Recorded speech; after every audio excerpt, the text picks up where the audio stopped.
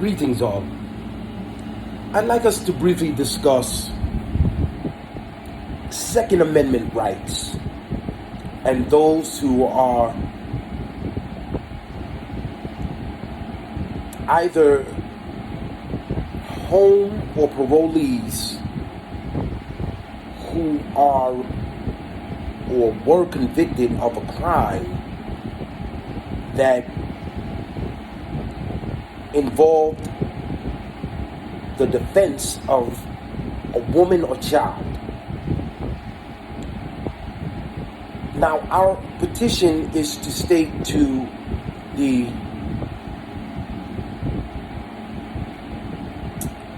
governing legislature that we believe that those who were in defense of their women or children, it would be naive for us to have allowed the system to have detained them so long.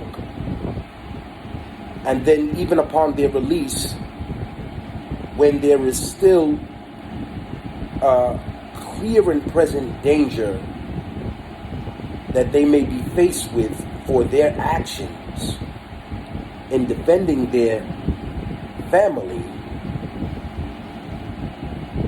that they should be able to, or the legislature should be able to reinstate their rights to the Second Amendment, or their Second Amendment rights to legally bear arms.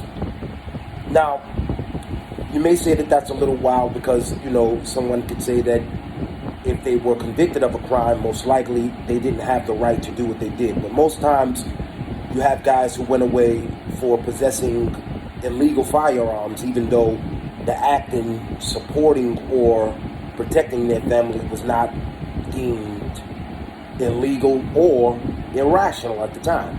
So they couldn't be charged with assault or any crime of violence, but the actual possession of an illegal firearm was what they would be arrested and detained for. Either way, I find it to be very, very bad that with the last 20 years showing us that crimes have only escalated against women and children, and especially women, and especially by police brutality escalating to a level that is at its highest point that has ever been in history of certain countries. America to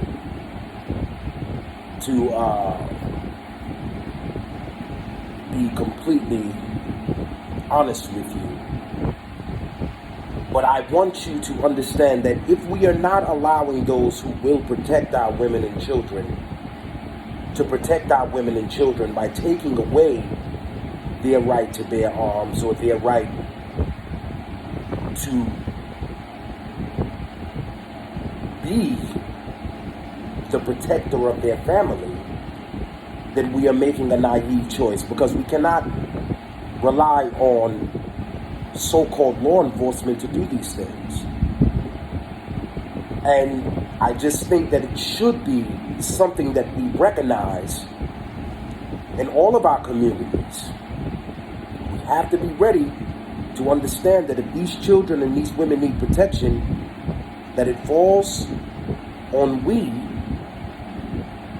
a governing body, or those who have voted a governing legislation into office, to make sure that these men and these women are adequately secured the right to protect their families. Now, in most cases, I don't understand why it was ever necessary to infringe upon one's right to bear arms, because if you read the Constitution, Second Amendment rights,